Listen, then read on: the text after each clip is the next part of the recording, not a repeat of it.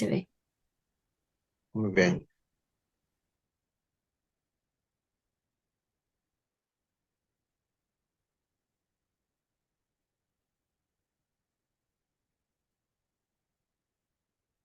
Bueno, como le decía, desde el año 87 la salud sexual ya es un derecho básico del ser humano, ¿no? Entonces, se ha visto que estos problemas de lo que son disfunciones sexuales ha ido en prevalencia con el paso del tiempo y para poder diagnosticarlos hay que detectar lo que son síntomas o signos que podríamos evaluar cuando se tiene estas situaciones. Entonces ahí ya interviene todo lo que es la prevención primaria, secundaria, terciaria. Entonces, en cuanto a la etiología, es un proceso tanto físico como también mental. Es un proceso psicosomático que podría alterarse en cualquiera de esos niveles. La mayoría de las veces pasan desapercibidos, pero siempre hay eh, síntomas, signos que podrían detectarse si uno es más detallista en cuanto a la evaluación. Entonces, los trastornos sexuales tienen la característica de que son alteraciones de los mismos procesos de lo que respecta a lo que es la respuesta sexual. Creo que ya han tenido una clase de lo que era respuesta sexual en una clase anterior. Entonces se alteran estos procesos de la propia respuesta sexual o puede haber una alteración del mismo acto sexual, incluyendo lo que es dolor, ¿no? ¿Cuáles son las causas, se podría decir, mentales o psicológicas de estas disfunciones sexuales?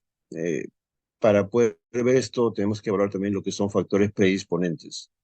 Entre ellos vemos lo que son la parte de lo que es la crianza, los efectos que pueden haber tenido el entorno familiar, la misma crianza de los padres, el ejemplo de los padres. Pueden haber habido experiencias fuera de lo normal durante la niñez, eh, que a su vez se van a reflejar en la etapa de la adolescencia, presentando una inseguridad en cuanto a lo que es el rol psicosexual de la persona. La parte religiosa, la parte moral, la parte ética también tiene que ver y también se va a formar en lo que es el entorno familiar. Y obviamente dependiendo de este entorno familiar o en su reemplazo lo que es la escuela, una inadecuada educación sexual. Eh, ¿Cuáles son factores precipitantes o que van a desencadenar estas disfunciones sexuales? Pueden haber experiencias sexuales traumáticas, problemas propios de la relación de pareja, problemas de infidelidad, ¿no? Expectativas que de repente no se cumplen, alteraciones en la propia pareja de la persona, fallos momentáneos, ¿no? Algún trastorno orgánico no detectado hasta ese momento, que obviamente tiene que evaluarse. La misma edad, que es la que nunca va a dejar de producir un efecto. El paso del tiempo, el paso de los años, siempre afecta a la persona, ya sea varón o mujer, y el porcentaje, la incidencia de afectación va a ser variable, pero siempre puede afectarlo. A veces pueden ser casos del 10%, como también del 50-60%. Problemas mentales como lo que es la depresión y la ansiedad también pueden ser factores desencadenantes o precipitantes de lo que es una disfunción sexual. El parto, hay una etapa en lo que es puerperio que también influye, ¿no? La lactancia puede ocasionar o ser motivo de la aparición de una disfunción sexual, ya sea pasajera generalmente o de repente permanente. Eso es lo que tenemos que evaluar cuando tenemos un paciente con el que presente esta situación. Por lo tanto, una vez establecida la disfunción sexual, hay factores que van a intervenir en lo que es que ésta se mantenga y no de repente se solucione, como son factores mentales, como podría ser la ansiedad de la misma interacción sexual. Hay una forma de pensar que va a haber un fallo o un fracaso en esta misma relación sexual, sentimientos de culpabilidad, a veces ausencia de atracción con la pareja, pobre comunicación con la pareja, generalmente temores, miedos a lo que es la parte de la intimidad, eh, cambios en lo que es el deterioro de la autoimagen, por ejemplo, en los pacientes que dan parto, que ya tienen varios hijos, a veces puede influir eso, en cuanto a lo que es la percepción de la auto o de la propia imagen. Hay una información sexual inadecuada, a veces en las parejas jóvenes que inician actividad sexual y de repente ya deciden vivir juntos, hay un escaso tiempo de actividad sexual. Eh, eh,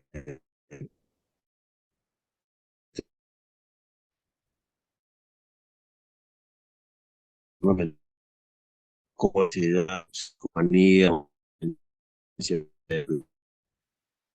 influir en este aspecto y van a favorecer la aparición de estos problemas. ¿Cuáles son los subtipos de acuerdo al tiempo en que éstas se van a presentar? Tenemos acá lo que es de toda la vida, que indica que el trastorno ha existido desde el inicio de lo que es la actividad sexual de la persona.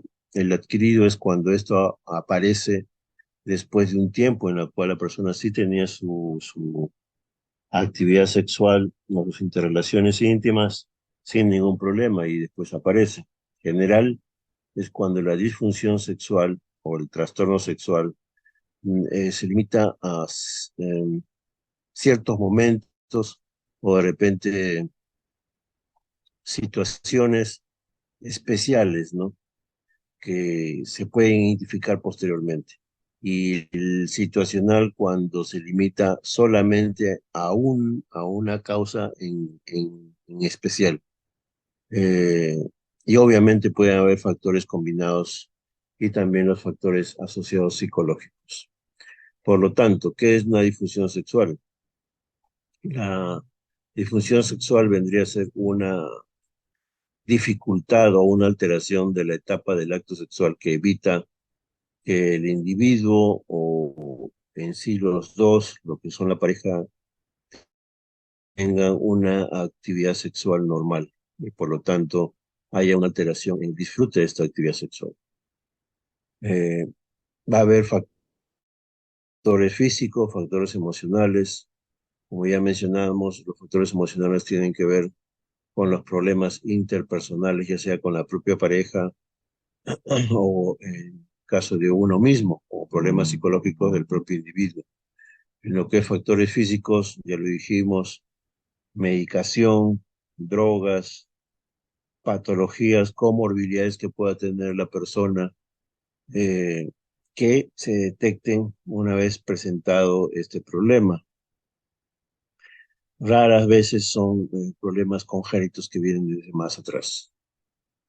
Entonces, tenemos que ver estos problemas, a ver, de manera este, somera, pero hay que mencionar lo que son patologías o comorbilidades que pueden afectar o que pueden influir en la aparición de una disfunción sexual.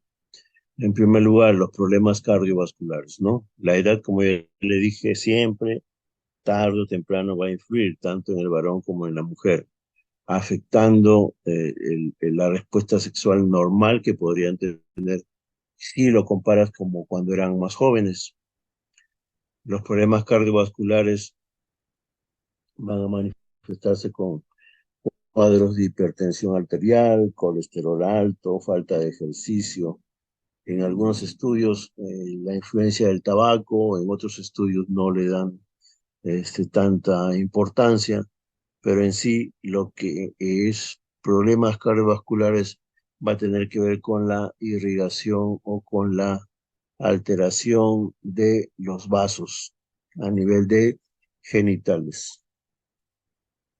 La aterosclerosis no es una de las causas más comunes porque obviamente al alterarse el calibre de las arterias y de las venas, ya sea por patologías o por edad, pueden ser causa de disfunciones sexuales. Por lo tanto, hay que identificar el origen vascular que podría tener este problema. Alteraciones hormonales. La diabetes mellitus, sobre todo la tipo 2, va a presentar una alteración de lo que es el endotelio, produciendo inclusive alteración con lo que son factores producidos en el mismo endotelio y que van a intervenir en lo que es la vasodilatación y también la vasoconstricción, ya sea de arterias o de venas. Eh, Problemas neuropáticos a nivel de la diabetes mellitus se van a presentar igualmente, así también como problemas hormonales. Más o menos, en estos casos, como les decía, no solamente con la edad, sino con comorbilidades, van a aparecer sí o sí disfunciones sexuales. En el caso del varón, la disfunción eréctil, que se presenta en el caso de los diabéticos casi en la mitad de los pacientes en los primeros 10 años de presentado la patología. En la mujer va a influir en lo que es la lubricación a nivel vaginal y por lo tanto la aparición de coitos dolorosos. Y si esto ocurre, no va a haber una buena interacción de lo que es la actividad sexual. Las alteraciones hormonales van a influir también en lo que es esta respuesta. Tenemos ahí los hipogonadismos, el hipopituitarismo, la hiperprolactinemia y alteraciones tiroideas. Entonces, cuando se presenten estos problemas, siempre hay que hacer un descarte de toda patología que podría influir en la respuesta sexual normal de la persona. En lo que es la parte renal, es un aspecto que va a ser multifactorial, va a afectar a hombres como a mujeres. En los hombres más del 80% van a presentar problemas, mientras que en las mujeres más del 70%. En lo que son alteraciones genitourinarias, en el varón, pacientes prostáticos, conforme avanza la edad, como ya les decía, pueden ser causas orgánicas de lo que son disfunciones sexuales. Eh, si es que esto se controla y se llega a tratar, puede haber una reversión en la situación. Enfermedades neurológicas como el Parkinson, ¿no? Igualmente, todo lo que tenga que ver con la respuesta sexual normal, ya sean de origen vascular o de origen nervioso, puede influir en lo que es la aparición de estos cuadros. Y la parte mental, la parte psicosomática, tiene una gran relevancia porque también se presentan en todo lo que es trastornos de ansiedad, trastornos de depresión. Esto creo que ya lo vieron en su clase anterior, lo que era la respuesta sexual en el varón, la respuesta sexual en la mujer. Tenemos pues que en el varón es lo que empieza con excitación, una fase de meseto, una fase de orgasmo y una fase de resolución. Eso creo que ya lo hicieron en una clase anterior. En la mujer igualmente, excitación, meseta, orgasmo y resolución. Obviamente hay que saber qué pasa en cada una de estas etapas o fases, tanto en el varón como en la mujer. Eso sí, de repente le pueden preguntar en su examen.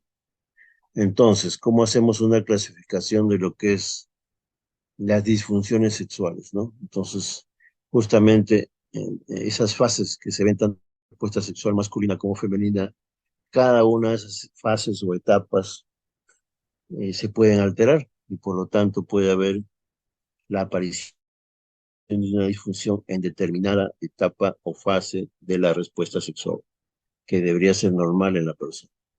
Entonces, lo que son trastornos del deseo sexual, pueden haber deseo sexual hipoactivo o aversión a la misma intimidad. En lo que es la fase de excitación, puede haber trastornos de esta fase en la mujer, como también trastornos en el varón, que se manifiesta con falta de lo que es erección. Trastornos orgásmicos, tanto masculino como femenino, y la aparición de eyaculación precoz en el varón. Ahora, todo lo que es trastornos por dolor, ahí tenemos lo que es la dispareunia y el vaginismo. Mientras que otras clasificaciones ya tendrían que ver con lo que son medicación, sustancias extrañas u otras que podrían desencadenar estos cuadros. Entonces, ante la aparición, viene un paciente con estos problemas, hay que hacer una historia médica detallada, sobre todo inclinándonos a lo que es la parte de la intimidad o lo que es la parte de la respuesta sexual normal. Hay que ver, establecer una buena comunicación con el paciente para que nos diga la verdad, porque muchas veces, especialmente en los varones no quieren aceptar problemas en este aspecto de su vida, pero si se establece una buena comunicación, una buena relación médico-paciente, sí se puede obtener información valiosa para poder tratar esto.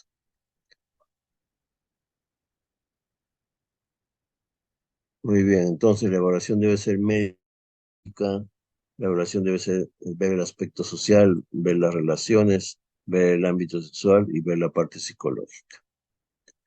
Por lo tanto, hay que tener instrumentos que nos validen la evaluación, como es la entrevista, una historia clínica sexual detallada que comprenda filiación, motivos de consulta, evaluaciones médicas anteriores, psicológicas, historia psicosexual, ver la parte social, los estilos de vida y las relaciones de pareja.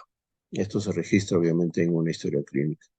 La exploración física tiene que ser, como ya les dije, para identificar factores físicos o morbilidades que pudieran influir en lo que es la aparición de estos cuadros.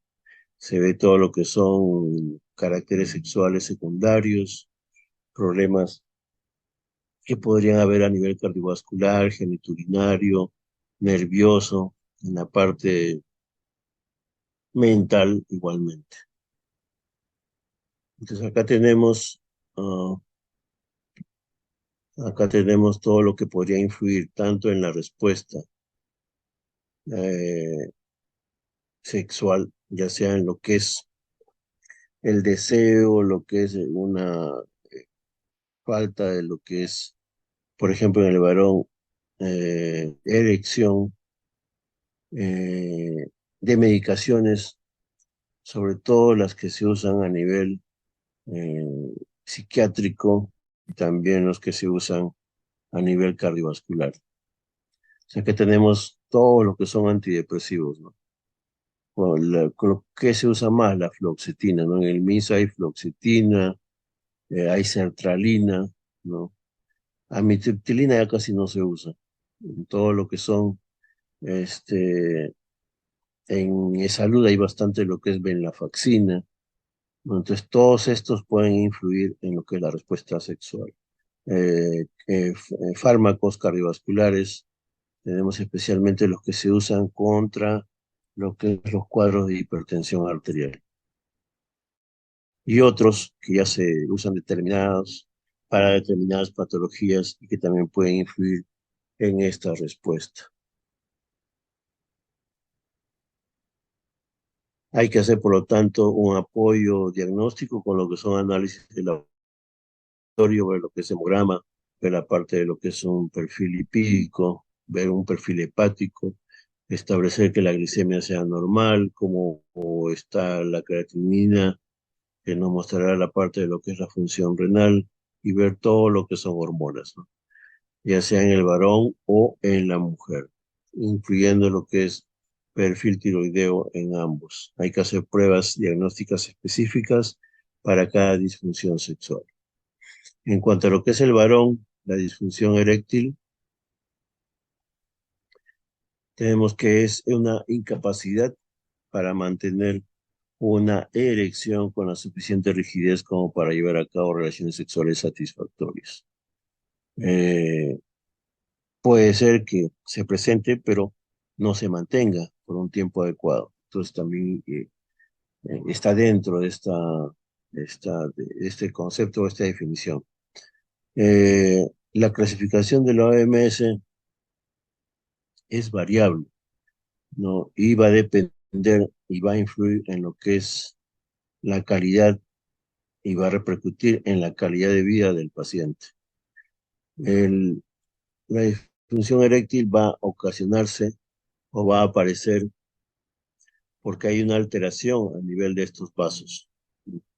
Para que ocurra una erección tiene que haber una dilatación de lo que son los vasos arteriales y un cierre, ¿no? O disminución del calibre a nivel de los que son vasos venosos, para que los cuerpos cavernosos se llenen de sangre y se produzca esta tumefacción, esta erección a nivel de lo que es genitales del varón.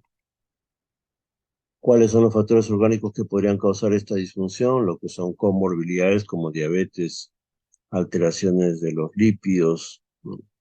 Lo que es la hipertensión arterial, el aumento de peso excesivo, en algunos estudios lo que es el ser fumador o no. Todo esto va a influir en la aparición de lo que es un trastorno a nivel de lo que es la erección. La parte mental, hay que ver factores predisponentes, precipitantes, mantenedores.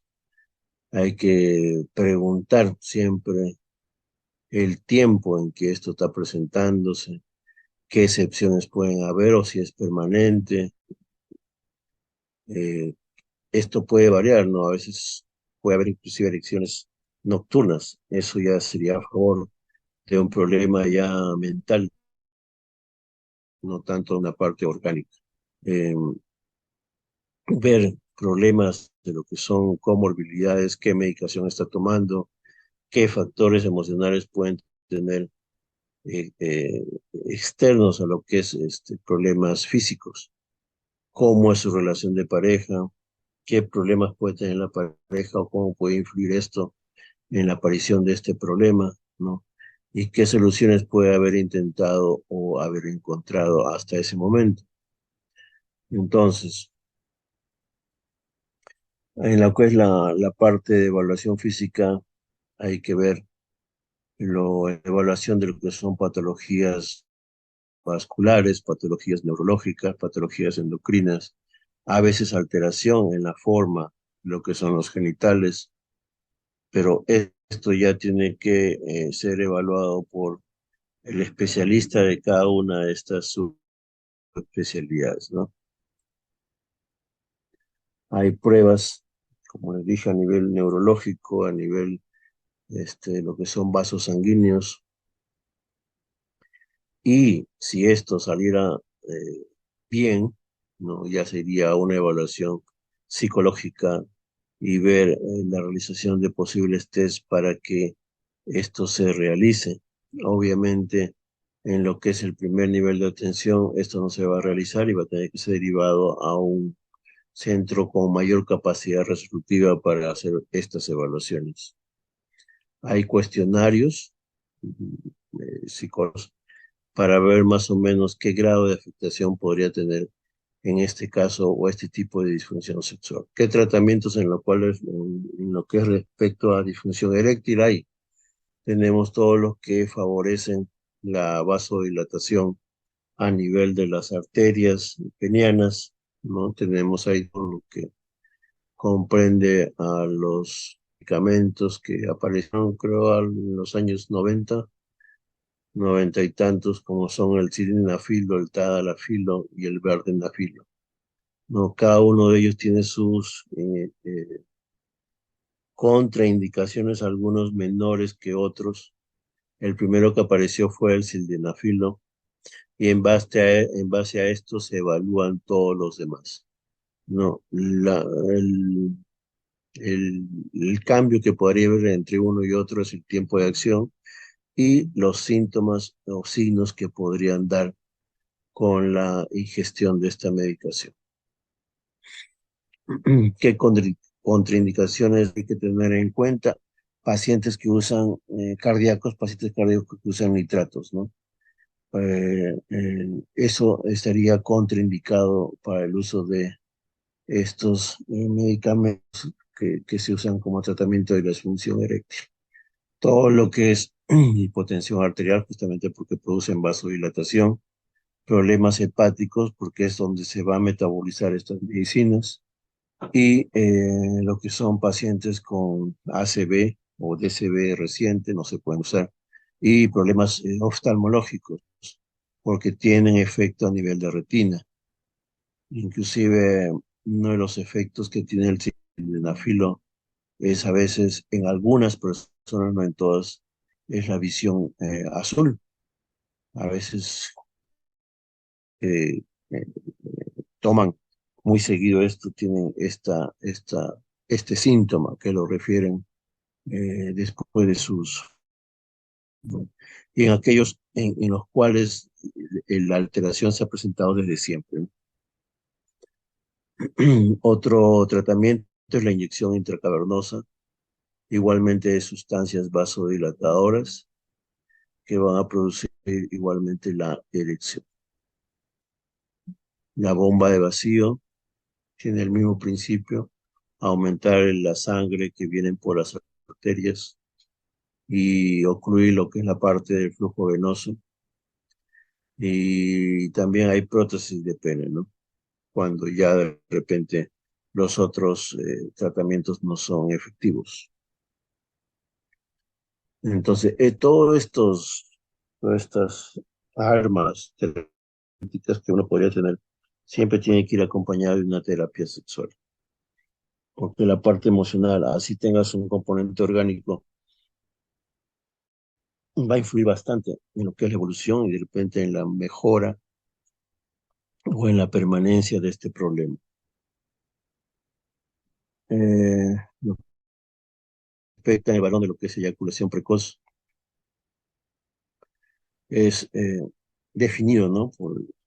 Como ante un mínimo estímulo o una mínima penetración, aparece lo que es la eyaculación en el varón. ¿Cuáles pueden ser las posibles causas? Hay factores orgánicos, como ya les dije, uso de drogas, fármacos, ¿no?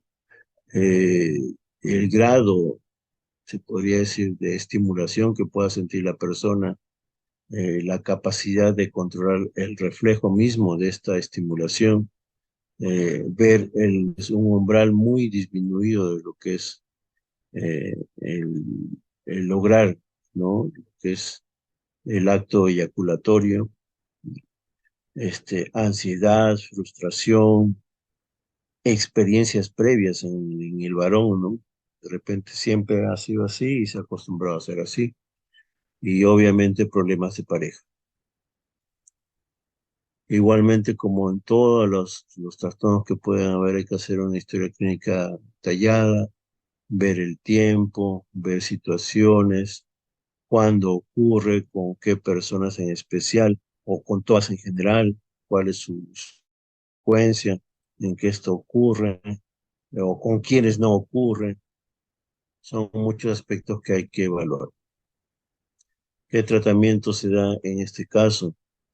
Ya les dije, en lo que es medicación, en lo que es disfunción eréctil, ahí tienen que ver todo lo que son antidepresivos. Estos retardan la respuesta sexual, por lo tanto, retardan lo que es el estímulo, influyen en lo que es el deseo. Por lo tanto, si en uno son desencadenantes en esta parte de lo que es eyaculación precoz, sí pueden ayudar, ¿no? Y ahí tenemos la fluoxetina, la paroxetina, la sertralina.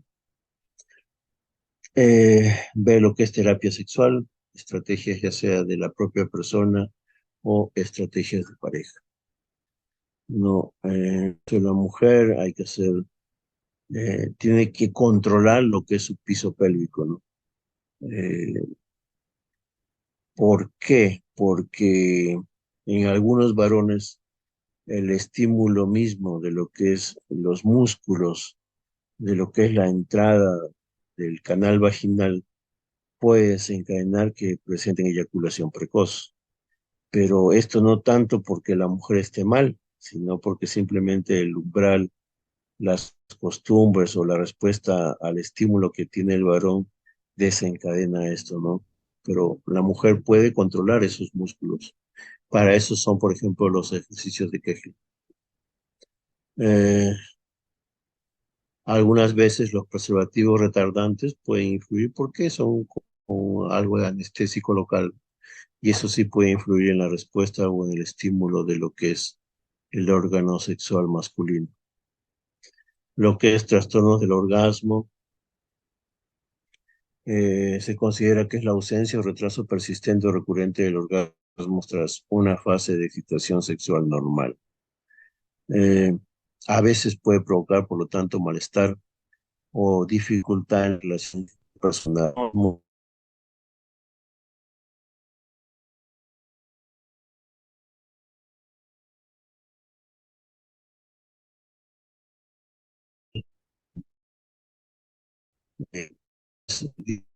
Disfunciones sexuales en el varón. Ver lo que son factores orgánicos, ya le dije comorbilidades, alteraciones morfológicas, ver todo lo que son hormonas, fármacos, uso o no de drogas.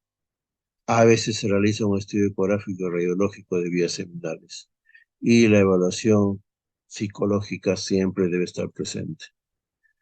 Eh, lo que es sensibilidad del pene, podría haber patologías neurológicas que presenten precisamente alteraciones de lo que es la inervación. Esto ya sería en lo que es la parte de la especialidad de urología. El tratamiento, no hay tratamientos, lo que es esta disfunción sexual, lo que sí puede haber es terapia, ¿no? Entonces, eso ya queda en la parte de la salud mental. En lo que es mujeres, hay igualmente trastornos a nivel de las fases o etapas de la respuesta sexual normal. Un deseo sexual ausente o hipoactivo, puede haber trastornos de aversión al sexo, trastornos de la excitación sexual. Entonces, más o menos afecta a un 10% de las mujeres. No pueden haber factores orgánicos, factores psicológicos, y a veces es difícil identificar la causa o la etiología. No hay que ver cuándo aparece esto, si aparece de manera general o de manera situacional, para evaluar a estos pacientes. En lo que es trastorno del orgasmos, hay ausencia o del orgasmo tras una fase de excitación normal. No, el primario es cuando nunca se presentó anteriormente esta fase, lo que es la fase orgásmica. La secundaria es cuando ya ha experimentado antes y se presenta la disfunción posteriormente, y cuando esto ocurre con determinadas situaciones o personas. La etiología, igual vimos, difícil de identificarla, solamente en un 5% se puede identificar, pero sí pueden haber mayor incidencia en lo que son los factores psicológicos, ya sea lo que es la educación, el factor social y la influencia cultural del grupo. Igualmente, evaluar, ¿no?, si hay o si no hay factores orgánicos, ¿no?, para poder derivar esto a lo que es la evaluación mental de la paciente. En cuanto a lo que son trastornos por dolor, tenemos el vaginismo, que es el espasmo o contracción involuntario del piso externo de la vagina, lo que le decía, ¿no? El piso pélvico, la parte externa de lo que es la entrada de la vagina, el primer tercio, ahí es donde se localizan los músculos de la parte pélvica que van a ejercer influencia, tanto para el varón como también para la mujer. Eh, Puede ser causa orgánica, se dice un 2%, pero la mayoría son de causas psicológicas. Pueden haber estado presentes siempre o pueden ser un factor secundario. Por lo tanto, la dispareunia es el dolor persistente o recurrente en genitales. Puede ser al inicio, durante o tras la penetración. Afecta a un 2% de la población femenina y en cuanto a los factores psicológicos pueden influir varios, que son de la educación, las experiencias previas que no sean buenas y las interrelacionales con el sexo opuesto. puede haber una relación entre vaginismo y dispareunia, ¿no? Si es que el vaginismo es causa de dispareunia o no. Entonces, puede haber dispareunia sin haber vaginismo, pero una de las causas de dispareunia sí puede ser el vaginismo. Y hay factores orgánicos y factores también mentales. Esos son las principales disfunciones sexuales que podría aparecer tanto en el varón como en la mujer. Otro tema que hay que ver lo que es la violencia basada en género, o lo que actualmente ya eh, el MINSA lo está plasmando en lo que es una norma técnica de salud. Pero en general hay que ver lo que es el tema. Eso es lo que menciona el sílabus. Entonces veremos algo de eso. Eh, Parte de lo que es el manejo de esto, de lo que es violencia basada en género, hay que tener un plan de seguridad, sobre todo en relación al entorno de la persona. Generalmente esto de lo que es violencia basada en género afecta a la mujer, generalmente, pero también puede ser afectación en el varón en algunas situaciones. Cuando es generalmente la mujer, esta violencia se ejerce principalmente a nivel de lo que es su entorno social y en ello el entorno familiar. Entonces, pueden haber desde agresiones psicológicas hasta agresiones físicas, e inclusive hasta agresiones que lleven a la muerte. Por lo tanto, las normas que establecen en la actualidad son bien específicas y tienen como fin identificar todos los factores que podrían influir en la aparición de esto. Uno de ellos precisamente es tener un plan de seguridad ante casos de violencia intrafamiliar, ¿no? Por eso se dice que ante evidencia o sospecha de violencia intrafamiliar se debe orientar a la persona para proteger su integridad física y la del resto de su familia, en este caso, si es mujer, de ella y de sus hijos, si es que el agresor es el varón. Por lo tanto, hay que evaluar, dicen, el riesgo de la persona al regresar a la casa, averiguar si tiene algún familiar con quien coordinar para que esté pendiente siempre de ella y de sus hijos, averiguar si tiene una casa donde refugiarse. En algunos lugares ya se han establecido en algunos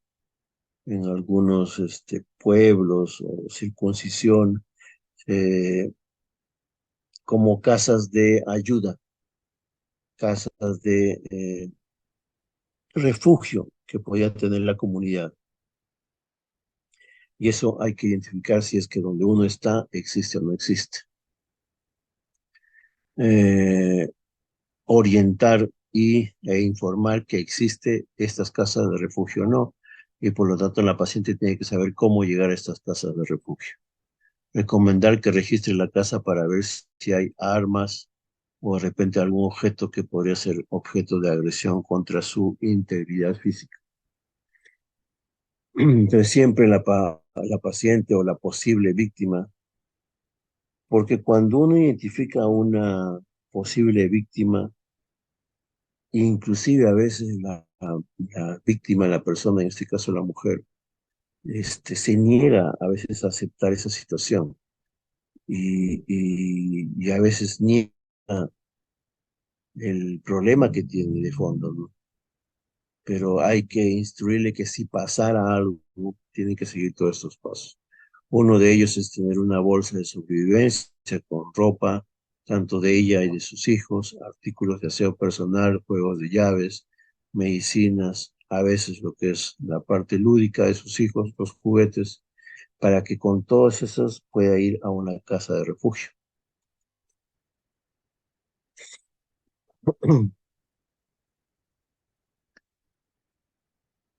Eh, Tener siempre a la mano, ¿no? Documentos de identidad, número de teléfonos importantes, dinero, monedas para poder acceder a lo que es comunicaciones. hay que hacer una ficha de tamizaje de violencia. En todas las puestos, en todos los puestos de salud ya hay esta ficha. Y se hace una identificación de estas posibles situaciones en todas las pacientes que se vienen a controlar normalmente al puesto de salud, ya sea gestantes o no gestantes. Toda gestante que ustedes van a ver en las postas, cuando sean serumistas, tiene su ficha de evaluación de violencia basada en género. Y eso va adjuntado y va engrampado a lo que es el carnet de control prenatal. Para poder establecer esa ficha se hace preguntas relacionadas al tema, ¿no? Como son si ha habido agresión física o mental de la pareja, si hay chantaje, si hay golpes, si hay antecedentes en ella misma de soportar estas situaciones. Muchas de las pacientes vienen de hogares disfuncionales, donde desde niña han visto, si es que se tratara de una mujer, el problema, han visto estas situaciones y lo han visto como normales. Por lo tanto, están predispuestas a no identificar este tipo de situación como algo no normal, como algo anormal, y lo consideran parte de la normalidad que ellas vivieron de niñas. Eh, eh, por lo tanto, ¿cuál sería la forma? Cuando ustedes estén en la posta y hay un caso de estas situaciones, la paciente tiene que primero aceptar su situación. La paciente tiene que identificar los riesgos que hay mentales, riesgos mentales y riesgos físicos para ella y para sus hijos.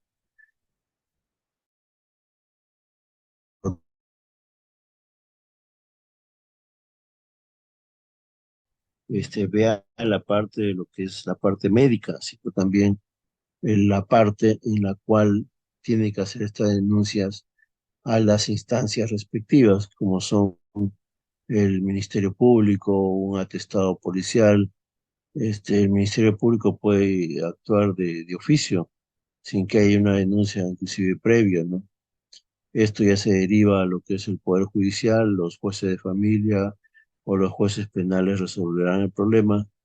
Se puede denunciar también a las instancias como de la municipalidad, como la Defensoría Municipal de Niños y Adolescentes, las llamadas de MUNAS, donde hay oficinas especiales para lo que es violencia basada en género.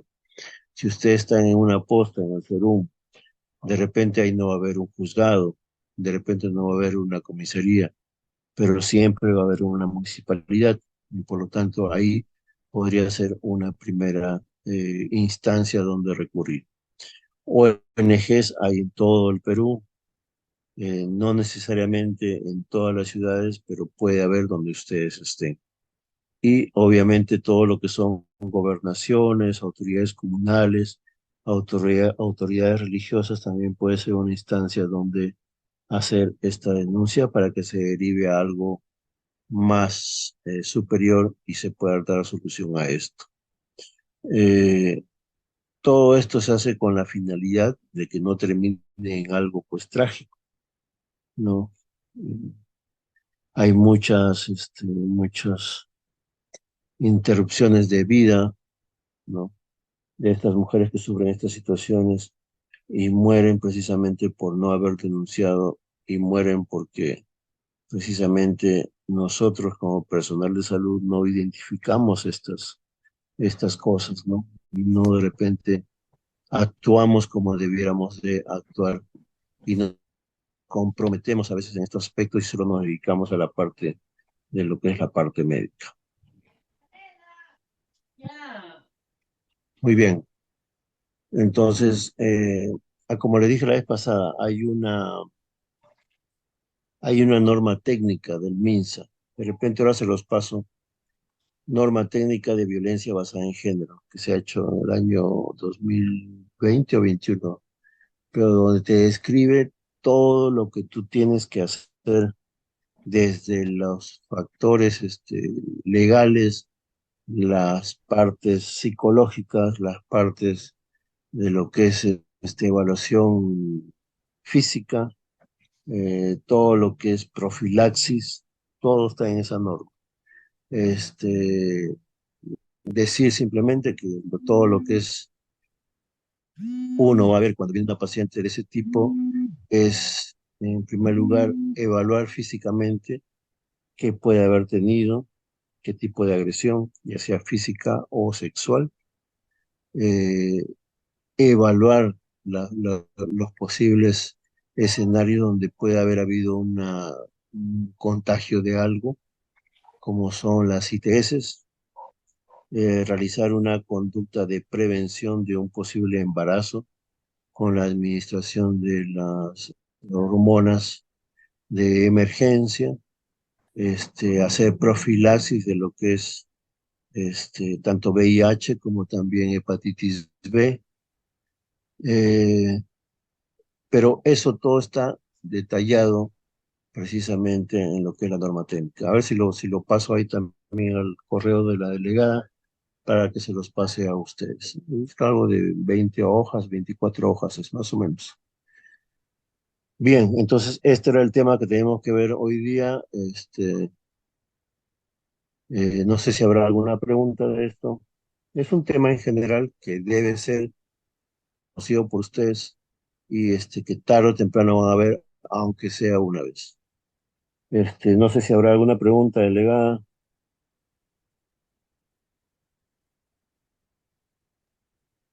Creo que todo claro, doctor. Ya, te voy a pasar esa norma técnica, ya te pasé la clase. Su examen, no se preocupen, son cuestiones generales, cosas que he hecho hincapié ahora en la clase que les he dictado y esa parte no van a tener problemas. Ya, entonces te paso la norma técnica a tu correo y ahí lo pasas a todos tus compañeros. Sí, doctor, está bien. Muchas gracias. Ya, listo. Así quedamos entonces. Gracias a todos. Gracias, doctor. Gracias, doctor.